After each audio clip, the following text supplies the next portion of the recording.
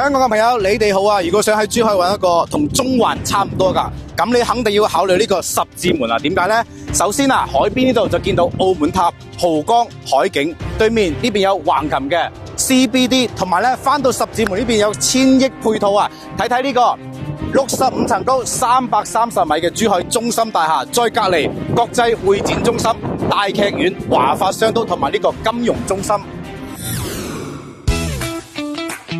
16萬首期你就可以擁有啦，樓下就有十字門嘅輕軌站，你住喺呢度啊，無論係交通、生活嘅配套都係非常之方便嘅，而且呢，喺十字門呢個輕軌站啊，坐車就可以直接去到呢個拱北嘅口岸、橫琴口岸同埋金灣機場啊，你開車啊可以實現呢個灣區1小時嘅生活圈，而且仲有一個消息啊，港人新家園馬上就要落戶喺琴澳啦，符合條件嘅香港長者啊，可以咧領取呢個養老津貼，大概4000蚊，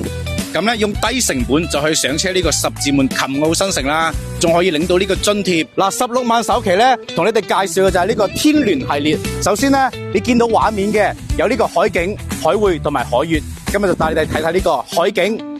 點解會有超50%嘅業主都係港人去選擇呢邊嘅單位呢？首先啊，你睇睇呢個55平方嘅單位咧，一房一衛。直接可以睇到澳門嘅呢一線海景嘅景觀啊！而且呢，如果你前期仲未住嘅情況之下呢，開發商仲幫你租3年啊，買一套少一套，非常之稀缺噶。另外啊，如果香港嘅朋友你哋喺內地已經有物業噶，仲可以做呢個以舊換新，做呢個資產升級喎。嚟，感興趣嘅朋友可以點個頭像，我發詳細嘅資料俾你喎。